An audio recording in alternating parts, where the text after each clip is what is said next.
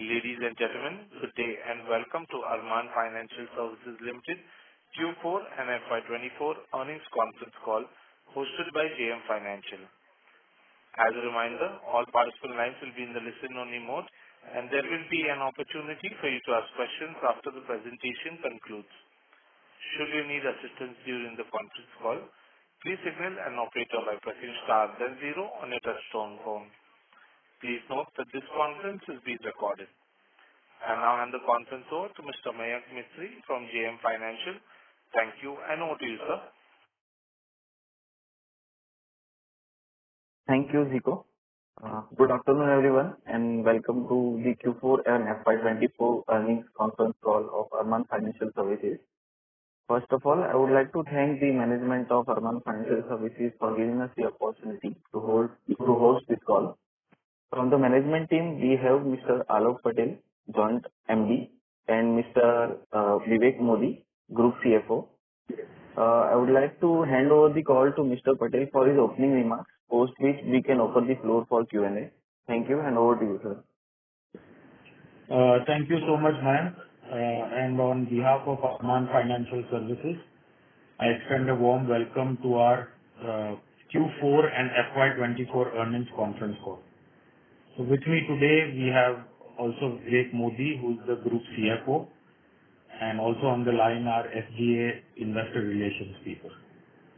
I hope you had the opportunity to review the Q4 and FY24 results, the press release, and also the presentation, which is available on the stock exchanges and on our website. Before diving into the quarterly and yearly performance update, I would like to highlight some key aspects of the macroeconomic landscape. Following the initial 2 years of the COVID-induced stress, the economy has shown significant recovery over the past 2 financial years. This rebound has positively impacted sectors such as ours, particularly microfinance and the MSME lending sectors. Consequently, the industry has experienced steady and sharp growth over the last 2 years, with all parameters reflecting excellent results. Key indicators such as disbursements, AUM growth, operating expense, cost of borrowing, and asset quality have all shown improvements or largely remained stable, demonstrating the resilience and adaptability of the industry.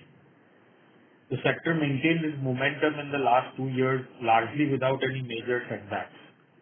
This resulted in record profits and growth. Arman's growth was bolstered by effective risk management practices and effective last-mile delivery of credit to the customers. Consistent performance and positive developments have laid a solid foundation for continued growth in the sector in the long run. As a testament to this, the credit ratings for both Arman and Namra were upgraded to A- with a stable outlook by CARE Ratings in March 2024. Now turning to Arman's FY24 consolidated performance, the company has implemented stringent credit filters resulting in a high rejection rate for ensuring that the maintenance of a high-quality loan book. Despite the rigorous screening process, we reported a 30% growth in disbursements amounting to approximately 2,300 crores, driven by robust and consistent demand during the review period, that is FY24.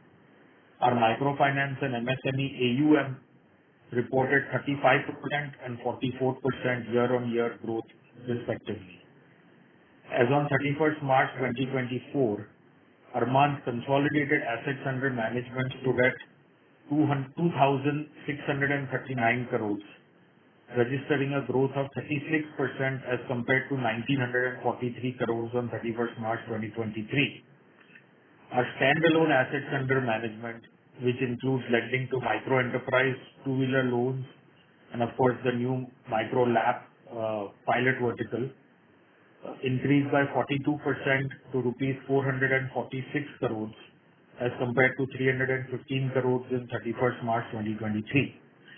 Assets under management of our microfinance subsidiary, Namra Finance, registered a growth of 35% to reach 2,193 crores as compared to 1,628 crores on 31st March 2023.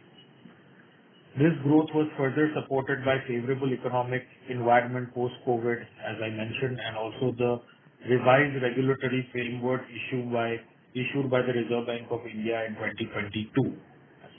Our consolidated profit after tax for the full year ended 31st March 2024 stood at a record 174 crores, registering a 85% year-on-year growth as compared to 94 crores in the last year. This PAT, I would hope you would agree, was much higher than expectations.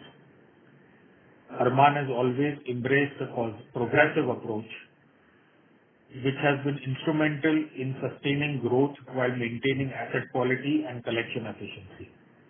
Our gross non-performing assets, which is GNPA, stood at 2.88%, and net non-performing assets, which is NNPA, were at a low of 31 basis points for the period ended 31st March 2024.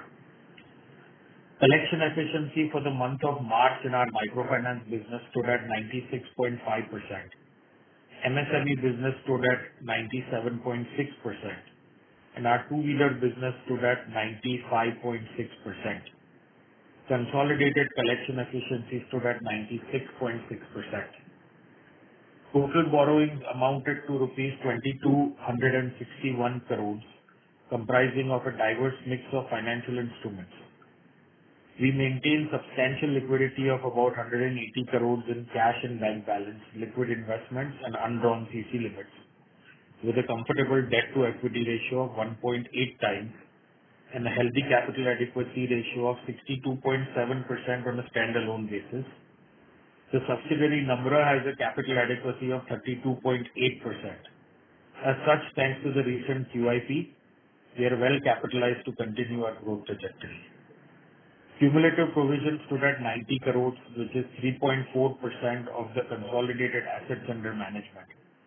Of this, provisions for the Arman standalone business stood at rupees 17 crores, and for the subsidiary Namra stood at 73 crores. In terms of branch expansion, we have opened 67 new branches over the last 12 months, bringing our total branch count to 402 branches. This expansion has been complemented by successful penetration into newer states and geographies, where performance has been promising. Additionally, we have initiated a pilot for the rural micro LAP product in Q4. While it is too early to comment on its success, we are optimistic about its long-term potential. Over the last year, the company initiated several technological and digital advancements, including Aadhaar-based biometric e-sign, the launch of new HR software, live staff tracking, streamlined paperless loan origination, AI-based bot calling, monitoring apps for audit and supervisors, the establishment of a business intelligence unit using advanced analytics, and many other initiatives as well. During the year, we successfully completed a fundraise through a qualified institutional placement, or a QIP, of rupees 230 crores, which ensures that we are adequately capitalized for future growth. The completion of this QIP is a significant milestone in our journey towards enhancing financial inclusion in rural India. The fundraise saw participation from various marquee investors, underscoring their confidence in Arman Finance business and its business model. You may also recall that the company had raised 115 crores through CCDs and OCPRS in September 2022. These instruments all converted in March 2024 and simplifies our shareholding structure.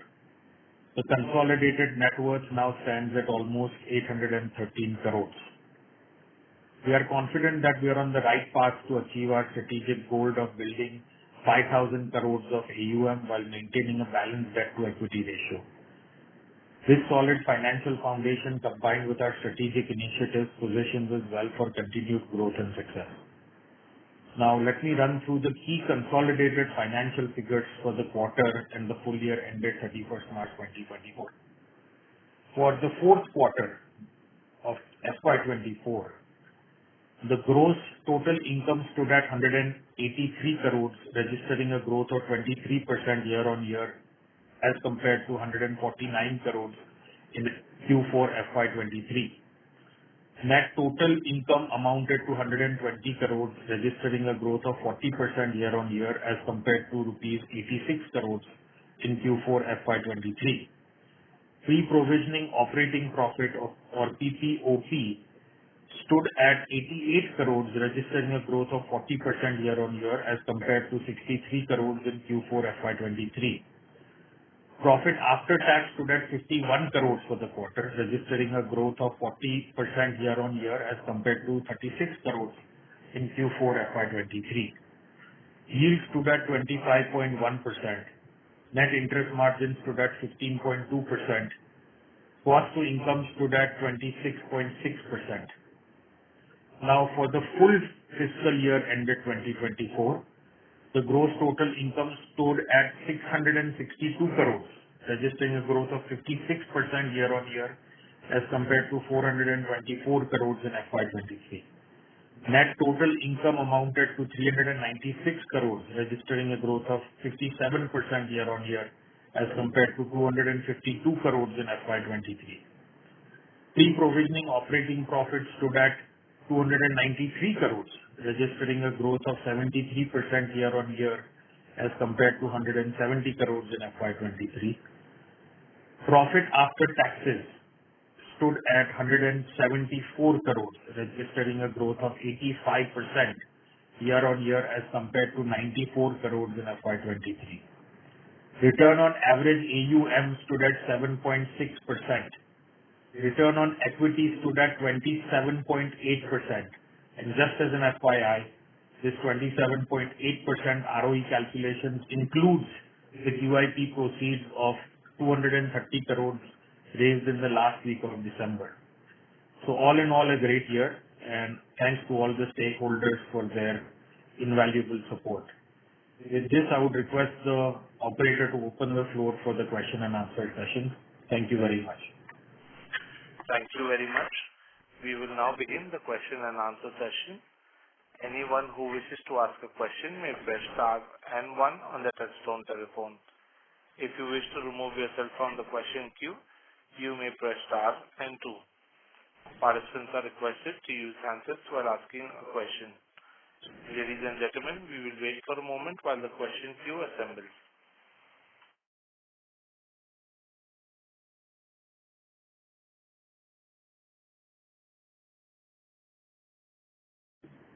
The first question is from the line of Amit Mantri from 2.2 Capital. Please go ahead.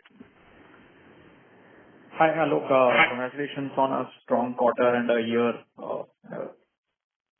Thank you. My first question, so what's the average borrowing rate for the company now, and has that number declined because of, this funding and decline in leverage for you?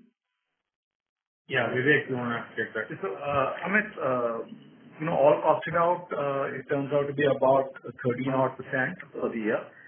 But both the QIP, we've already seen the rates coming down by about 50 to 75 bits in the last quarter, which is both on account of the benefits of QIP itself and the recent upgrade that we've also got with CARE. That 13%, by the way, is an all-inclusive process. Okay. And so now going forward, you would expect 12.5 to 13% to interest rate that will be there for the company? No, lower than that now. Lower. At least we are expecting 100 bits dip. As is the market interest rates, So if the market interest rates were to decline further, then obviously it would be even more decline in the rates. And are you also cutting the... Sorry, continue. So in addition to that, Amit, since we are also kind of issuing a lot of listed NCDs, wherein these generally the rates are approximately 11.5, all costed out. Sure. And are you also cutting your lending rates by the same amount, or are those pretty much staying the same? We are cutting our lending rates, of course, for competition and of course through different pressure that is, announced by regulators and other things. So definitely the rates have gone down, but not necessarily due to the weighted average cost of funds going down. But yes, overall the rates have been declining. The yields have been coming down. Sure. And can you talk a bit about the collections? The collection efficiency seem to have seen some dip in this quarter. So Yeah. So overall, there is some pressure on the collection. Numerous factors at play. Of course, there is heat and there is elections but largely speaking, there's a lot of, in certain areas there has been a lot of overlending going on, and that has been generating pressure for us to on the repayment side. So hopefully it's nothing permanent and we can get it fixed in the next couple of quarters. got it. And what kind of loan book growth are you targeting for this financial year? So about 25 to 30% is what we are approximately targeting. Okay. Got it. Okay. Thank you very much, Alok, and good luck for this year. Thank you. Thank you. The next question is from the line of Narendra from Robo Capital. Please go ahead. Hi, thanks for the opportunity. Am I audible? Yes, sir. May Yeah. I request you to use your handset, please? Yeah. So, can I have an idea of what kind of credit cost are we expecting in the next year, and also if we have an idea about FY26 as well? See, as far as credit cost, these things are little difficult to predict, but on an ongoing basis, on a steady state, on average, we expect about 2.5 to 3% of credit cost going forward. There'll be some years it might be lower than that, some years might be higher than that, but about 2.5% is what we expect on average. Okay, great. So, in the previous question, you said that you have been reducing lending rates as well, and also our borrowing rate is expected to reduce. So, are our NIMs going to be protected, or would there be pressure, if you could throw some light on that? NIMs would be largely protected. Okay. Thank you so much, and all the best. Thank you. A reminder to all participants, you may press star and 1 to ask a question. The next question is from the line of Balakrishna Vakasia from Axanoun Investment and Management. Please go ahead. Good morning, sir. Hi. Sorry, good afternoon. So what is your branch expansion goal in the financial year 25? Yeah, so we are targeting anywhere from about 60 to 75 new branches, plus certain split branches as well.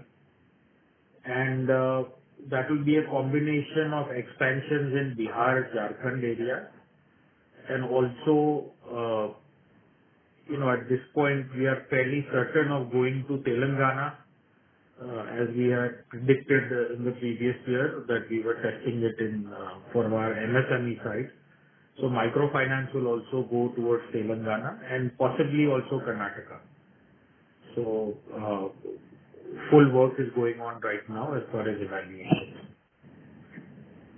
And with regard to rural lab that you have conducted the pilot project, so what do you think, what will be the bottleneck in this project, in this product for expansion? This quarter we are predicting about a 6 or 7 crore ka disbursement. Again, it's a pilot. It's really early to say. All in all, we are quite bullish on it. There are certain, as far as the customer and the product goes, there is no real challenge. It's a product that will sell, and of course, it's a product that there would be a demand for, especially in the rural area where there is not a lot of suppliers or other financial institutions in place. But on the flip side, the reason why they are not is because doing the documentation for the mortgage is challenging there. And so working out those issues remains the larger challenge more than anything else. So let's see overall, but quite bullish on the product overall. And I don't think that it's going to be a very significant portion of our book this year.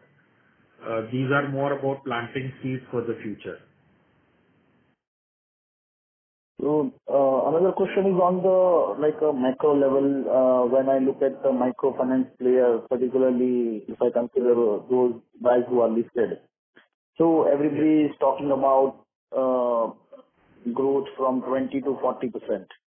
So do you think there is a euphoria in microfinance lending, or what are the indicators at which we can look and say that, okay, the sector has peaked right now? Largely speaking, I think everybody is talking about 20 to 25% growth, specifically the larger players that include SFBs.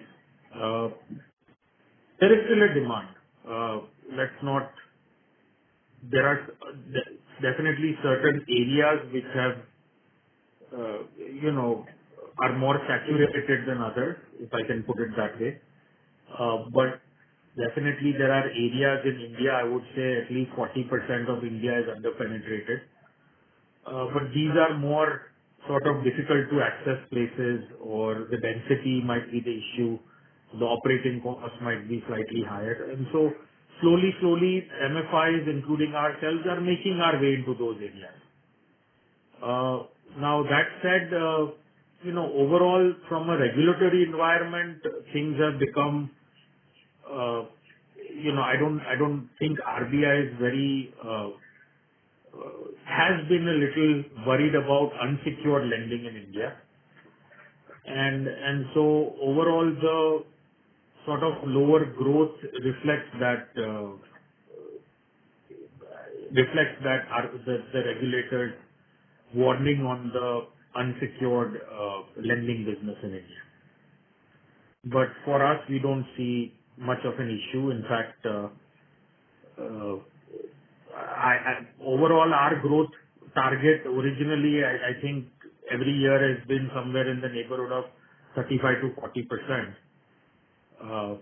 This year, given the slight decrease in the repayment that we saw in this last quarter, the question that we ask ourselves is that, is this a temporary blip in which we'll have to sort of increase our underwriting, and that might increase rejections and all in all reduce the overall growth rate, or can we continue? So 25% is somewhat in the minimum range. Possibly it might be larger. Now, your original question was that, is this a euphoria? I don't think so. I mean, overall, microfinance still has a good 2 to 4 years to go before it reaches that euphoric moment of growing faster than it needs to. Right now, I don't think that growing 25-30% is dangerous at all. Another question is on the capital adequacy. Like, in the long term, what will be your comfortable capital adequacy ratio? Typically, we target about 4.5x of debt to equity. That comes out to what, about 22-23% or so. Yeah, 25% is a good capital adequacy to have, and at times 25 is when one would really want to trigger off a equity raise. And last question regarding the provision. During the year, what was the movement in the provision in terms of how much you created and how much you used for write-off? And another question is how much loan did you directly write off without using the provision? So from an accounting standpoint, I think all write-offs are done through provisions only. Yeah. So, Total write-off. So you start with the beginning provision balance, add the impairment to it, and reduce it by. So overall, the write-offs in microfinance was about 40 odd crores, and the standalone Arman would have been another 5 crores taken together. And the balance is the additional provision that would have come in, which is basically the balance provision is on account of growth in the AUM portfolio. So basically, whatever I am seeing in the profit and loss statement, that is the provision amount you created for the year. Yeah. How much of the impairment, I think he's asking what. So about 20 odd crores would be the additional provision that has been created, and the write-offs are about 40 odd crores. Okay. Out of the 65 crores that you might see in the write-offs and provision. Does that answer your question? Yeah. So basically, what I see is impairment losses on financial assets for the financial year 2024 in the profit and loss statement, there is 65 crores, right? So that is what you created, that is the amount you created for provision, right? That's what I'm asking. Yeah. So that impairment cost of 65, if you had to attribute it to increase in provisions versus write-off, what Vivek is saying, around 40 to 45 crores would be write-off, and 20 to 25 crores would be provision. Increase in provision. Okay. Yes. That answers. Thank you so much. Great. Thank you. A reminder to all participants, you may press star and 1 to ask a question. The next question is from the line of Rohan Mehta from Saicom Family Office. Please go ahead. Hi. Thank you for the opportunity. My first question is, what is the progress you have made on when it comes to the entry into Telangana and Jharkhand, and also on the expansion of the MSME segment and micro LAP? Just wanted to get your thoughts on what you read from the on-ground experience so far. So Jharkhand, we have already gone into with about 10 branches are already there. There's a plan to open another 10 to 15 branches in the next 2 to 3 months. Telangana, we are already there through our MSME segment. For microfinance, we have not opened any branches yet, but the plan is to expand through Hubli area, so that's Karnataka. Excuse me, I'm confusing the two. So for Karnataka, the plan is to expand through northern Karnataka around Hubli area. For Telangana, it would have to be near about Warangal area. Warangal and that area we are planning, but we have not opened any branches there yet.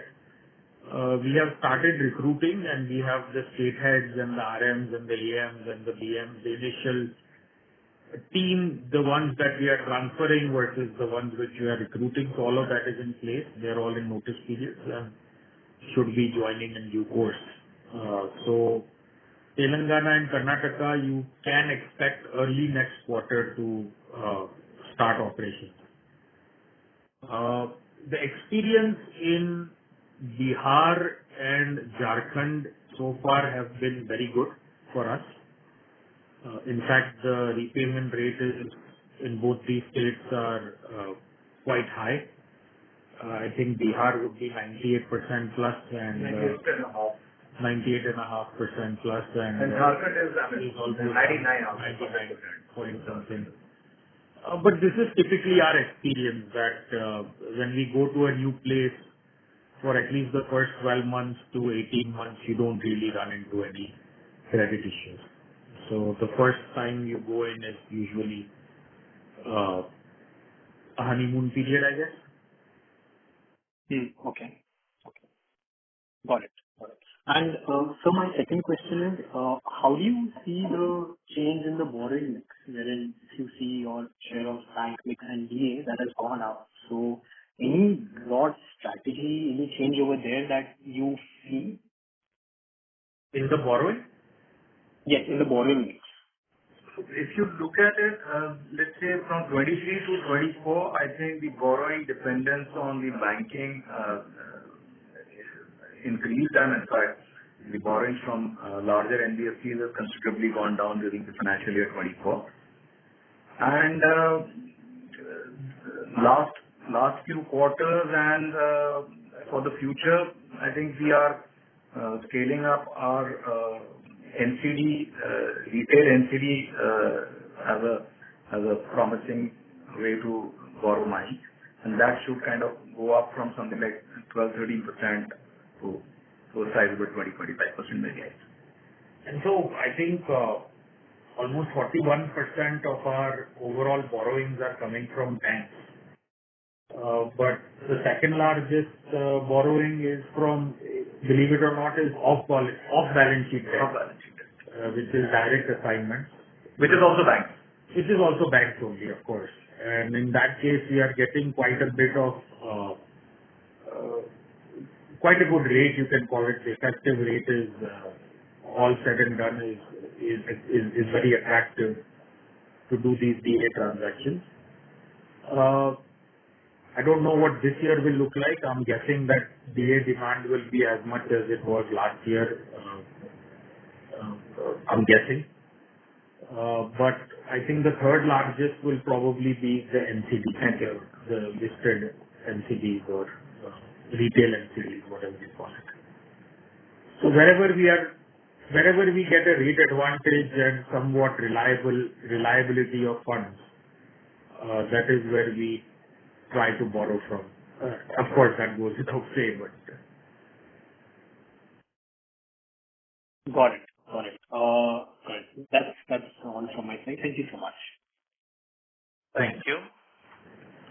The next question is from the line of Ashlesh Sonje from Kotak Securities. Please go ahead. Hi, team. Good afternoon, and thank you for the opportunity. A couple of questions from my side, sir. I see that you now have a fairly wide presence in the microfinance business in more than half a dozen states. Just to get your philosophical perspective, in your view, does the microfinance business operate in different ways across different states? Or in other words, how much customization do you need to make to your operation when you enter a new state, based on the behavioral patterns of customers in that state?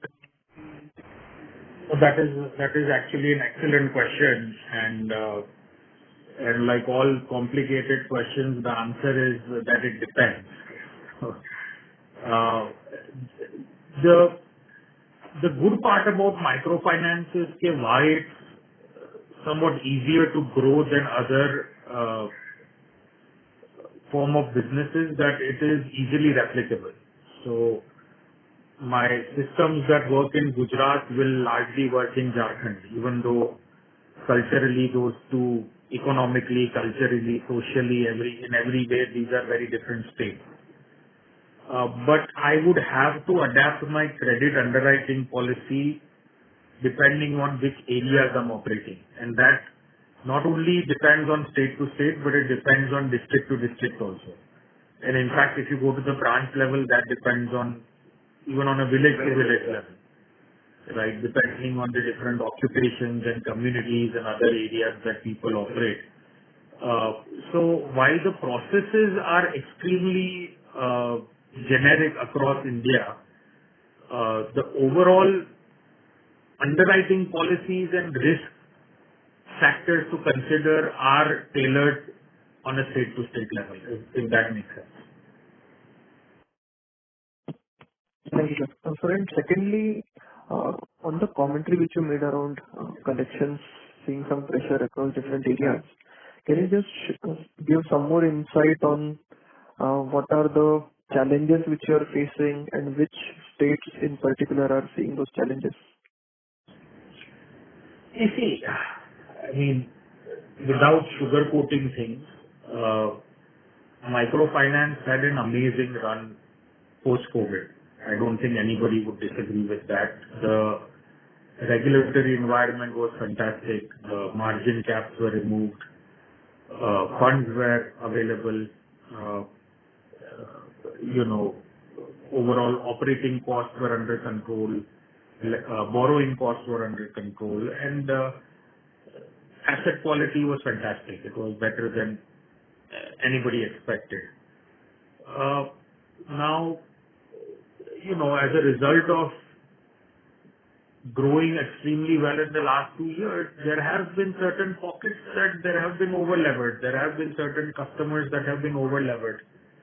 Now, I'm not going to say I'm holier than thou and say I have nothing to do with it and others are being more aggressive.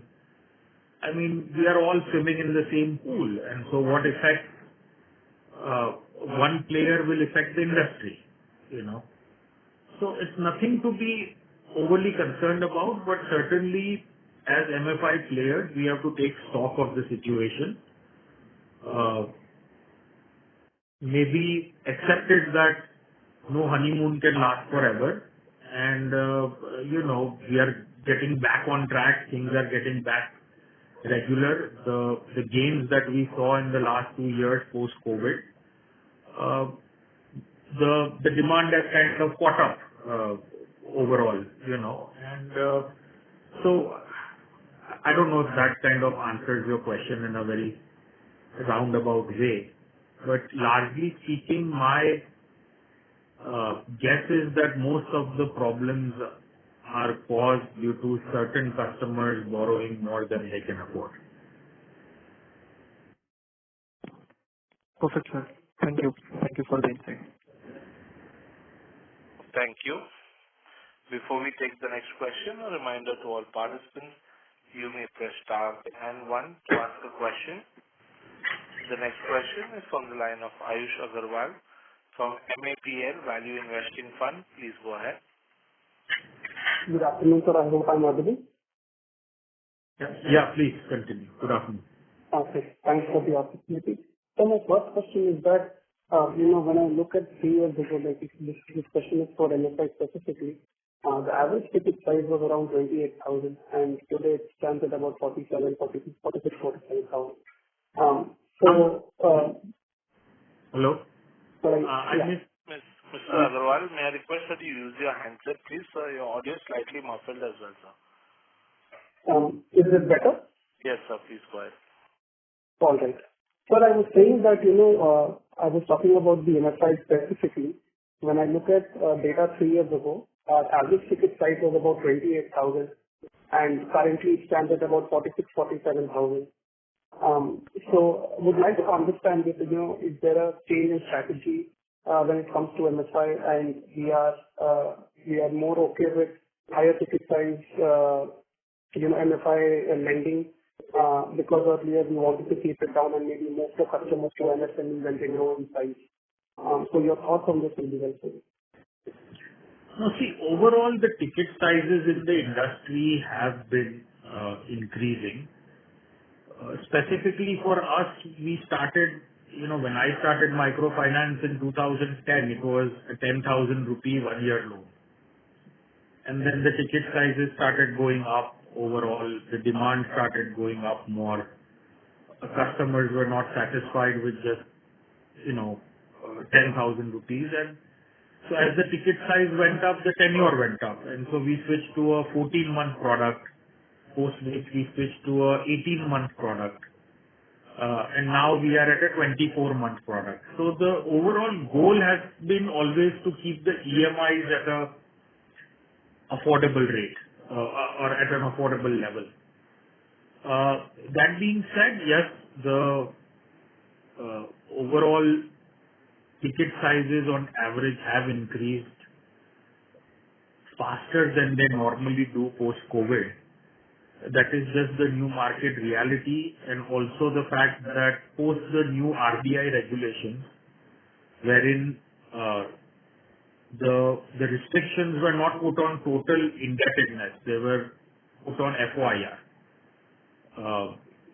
The ticket sizes are a natural kind of cause of those new regulations. Also, I've always said this, but let me mention again that as MFIs, we largely compete on 3 things, and the first one is not rates. So while we do compete on rates, our customers are not very, very rate sensitive. One thing that we compete on is service. And by service, the customer wants as hassle-free of a loan experience as possible. They don't have time, nor the knowledge, nor the inclination to jump through 20 hoops to get your loan. They want it as simply as possible, and once you disperse the loan, they want to repay it back as simply as possible, as conveniently as possible. Number two, we compete on a quick turnaround. So our customers need the money yesterday. They don't need it today or tomorrow. They needed it yesterday. So I have to process my loan as quick as possible. And number three, what I compete on is ticket sizes. So as an MFI, I cannot be a complete outlier, I cannot be in a situation where I'm lending 20,000 rupees and the industry is lending at 50,000 or 60,000 rupees. I have to find some reasonable balance between risk and being competitive or staying competitive. So that's where the ticket sizes have wound up. But it's fine. We don't see a lot of stress due to ticket sizes.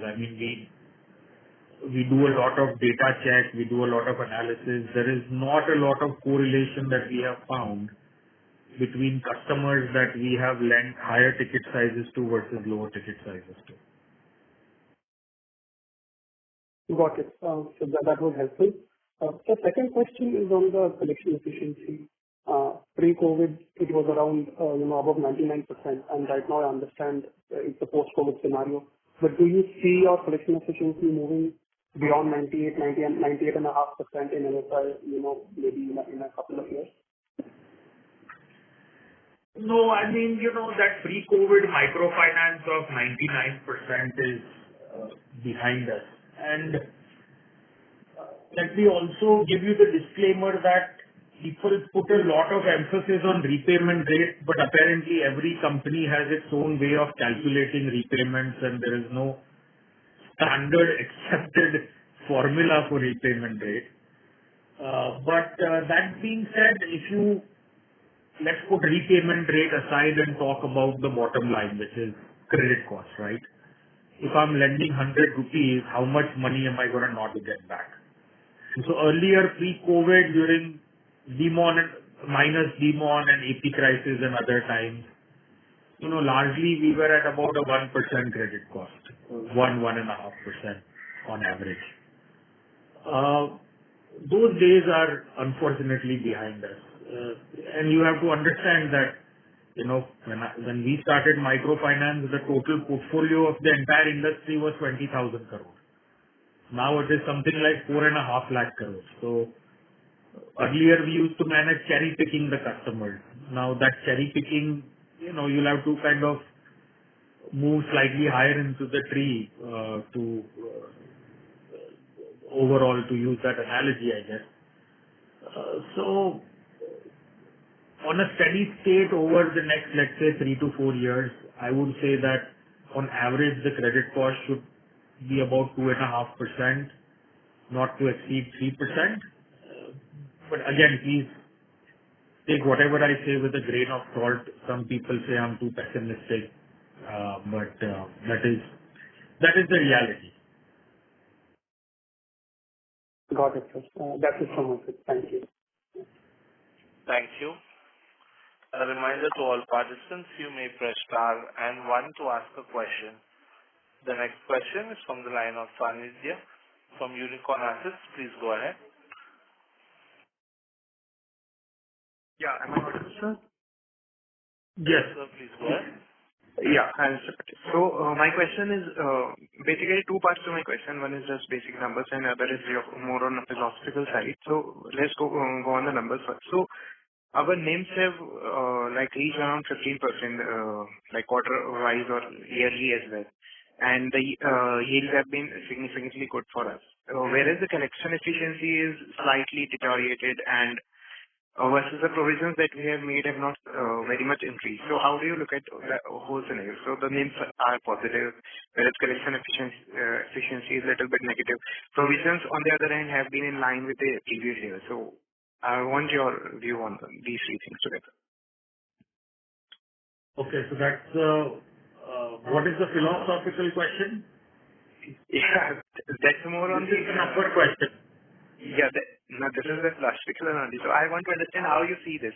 Like, this is not the typical pattern that we see in the industry. Either we see that the NIMs have been decreasing because of the credit cost, and overall profitability is also hit when the collection efficiency and provisions are rising.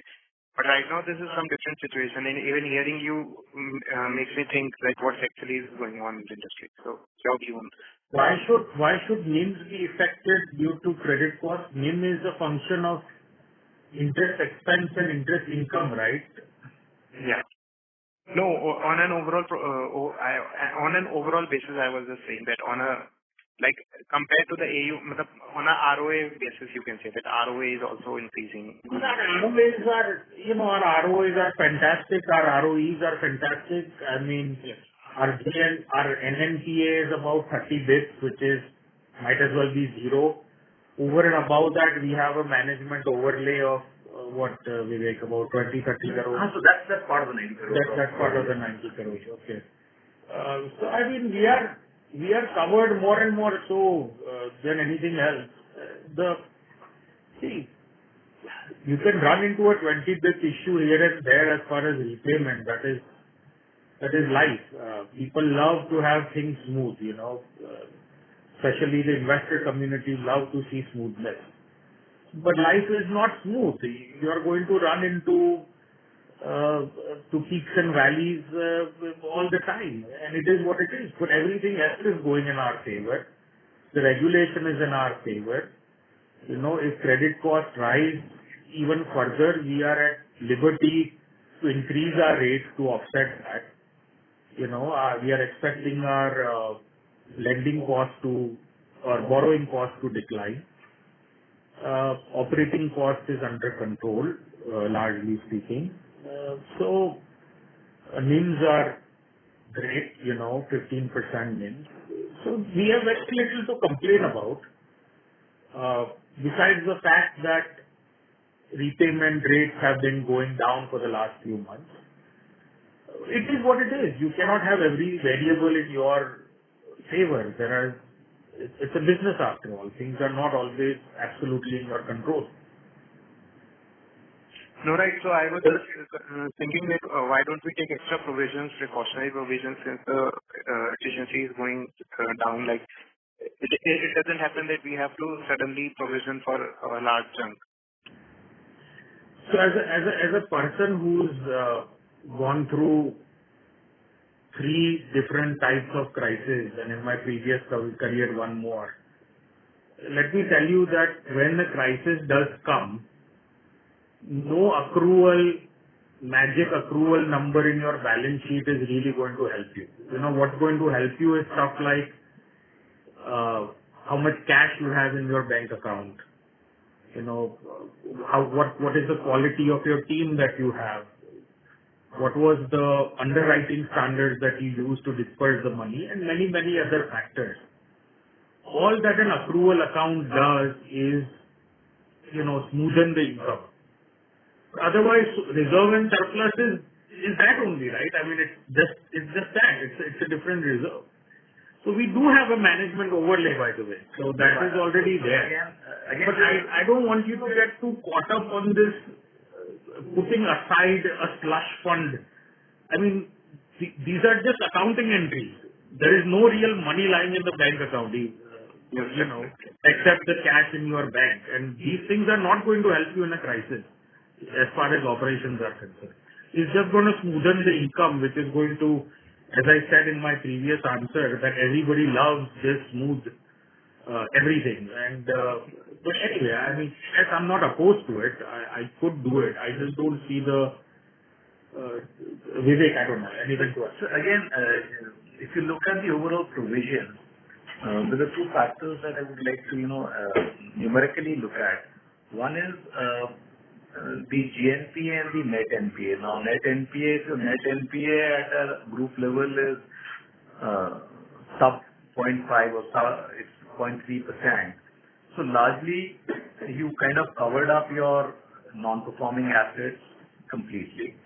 And overall, the provisions at the AUM level is about 4%, which is generally speaking a fairly good provision as we look at the overall, asset quality of the company. And we've normally over the last, it's not that we have had aggressive write-offs or early write-offs when we hit challenges. That's been a consistent way that we've kind of dealt with the portfolio through various challenges, be it demonetization, be it COVID, first wave, second wave. So my strategy has always been that never get yourself into anything that you cannot exit from. And so all of these policies about provisioning and ECL and everything are like board approved and gone through 3 different auditors and concurrent auditors and bankers and so on and so forth. And everybody has accepted it. Now for me to change that policy and put in some slush fund in there, if I ever need to reverse it, I'm not going to manage doing it. So never really do anything that you can get yourself out of. That has always been my strategy. Again, I'm not opposed to it. What I can do is be extremely aggressive with provisioning write-off, which is what I'm doing right now, right? So just because I write off something in the accounts, that does not mean it's an operational write-off. My people continue to follow up on it for a year or 2 years, or as long as there is an expectation of getting some money out of it, whether it's legally or through collection or through follow-up or agencies or whatever it has to be. But I've never been in favor of this ad hoc, and I don't even think it's possible just for me to wake up and ask Vivek, Vivek, what is the profit? Oh, it's 175. Can you put aside 30 crores as a overlay over and above whatever is the ECL? That's not even possible to do. We are a listed company. We have policies. We have board-approved policies that we need to follow. Very much. That's great to hear. Secondly, I wanted to ask you that, on an aggregate level, the customers to whom we are offering a credit, what do you think? How many other players in the market are also offering the credit to the same customer? Because this came because you were saying that it looks like the customers are over-leveraged. And secondly, just on to add on that we are now expanding in different states. So should we expect the operational expenses to be a little higher going forward? Yeah. So to answer your second question first, yes, marginally operational expense, especially salaries, initially might be higher.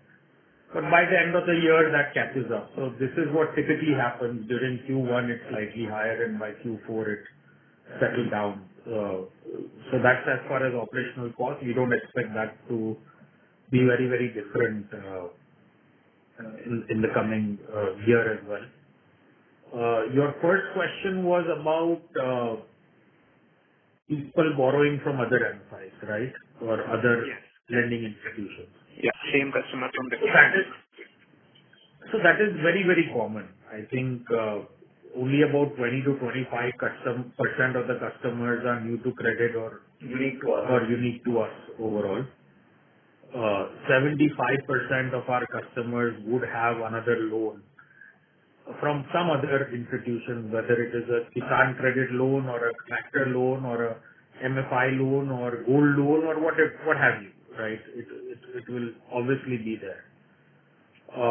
Overall, what we try to do is assess their income, figure out what their EMI burden is for all the other loans, and figure out whether they manage affording our loan.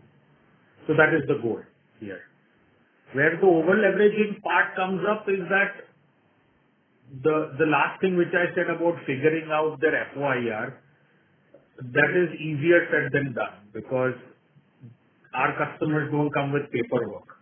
It has to be a judgment call. So if my judgment says that this guy's income might be 2 lakh rupees a year and he's good for a total EMI burden of, let's say, 8,500 rupees. Some other MFI might say that he has an income of 3 lakhs and he's good for a EMI of 12,500 rupees. So it just depends. Now, all of these incomes are being reported to the credit bureaus. So I can, not right now, but hopefully in a couple of months, start seeing what the other people have been reporting this person's income to be. But it's very complicated, right? Because maybe through the SRO, the MFIs can kind of bundle together and figure everything out. But with the PSU banks and private banks and SFBs and stuff, and there are so many flavors of lenders nowadays, it could be extremely difficult to get everybody on the same page and going together. So that's basically the reality on the over-leveraging. But, you know, the good part is, and not to, is that there is no CEO or managing director or founder or anybody that I have ever met says, "Okay, close your eyes or paise baato." You know, I've never met anybody like that. Everybody has an interest in self-preservation. And so as a result of that, the hope is that you might be slightly more conservative, others might be more aggressive, but on average, everybody will think with a good head on their shoulder, and good judgment will prevail in the long run, right? And that is true in the lending business, in the stock market business, or whatever you call it. That is true all around. Yeah, understood. I was just going through some other competitors. So they are many are shifting to now to weekly recollection model due to the same problem of collection efficiency. So do you think it would help us, like we are thinking somewhere down the line to shift to weekly for some customers? No, not as of now. I mean, kudos to them that they are making an effort. But largely speaking, I am a bit skeptical. Not because I think weekly is a bad model. I don't think that at all. If you are able to have larger center sizes, it's possible to do it.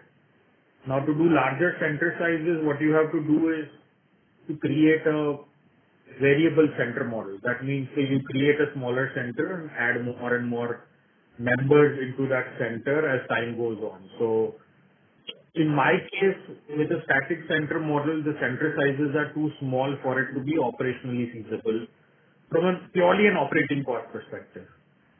So for me, I would have to change my model in both ways. I would have to basically start this perpetual model, number one.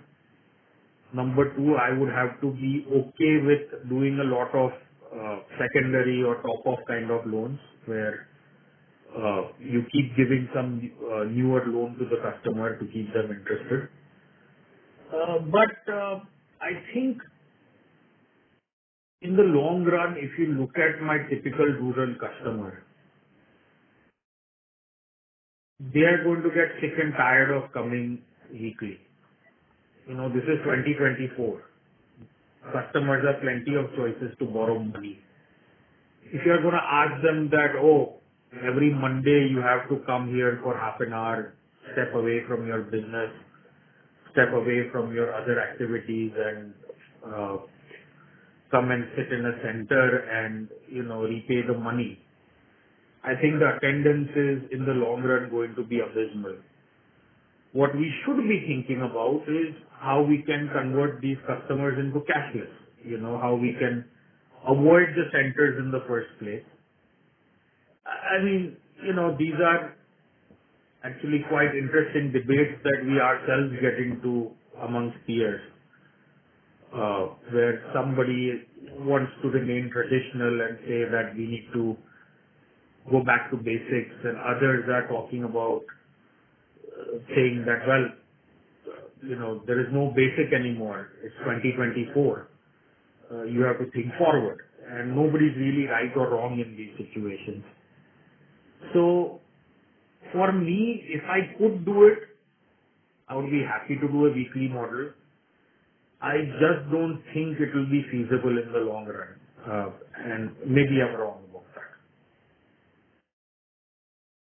Okay. Okay. Thank you so much. Lastly, if you can just tell me that you were saying the 5,000 crore AUM you are aiming. So which FY you are thinking?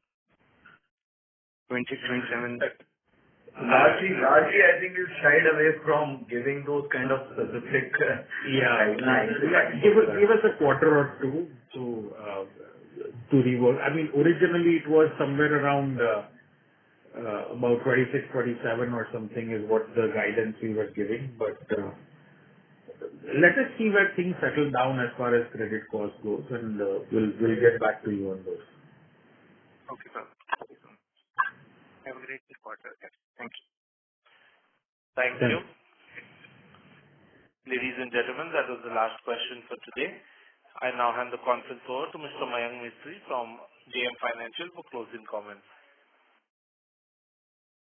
Thank you all for joining the call today, and thank you to the management team of Arman Financial Services for giving us this opportunity to host the call. Thank you. Thank you. Thank you. Thank you. On behalf of JM Financial, that concludes this conference. Thank you for joining us, and you may now disconnect your lines.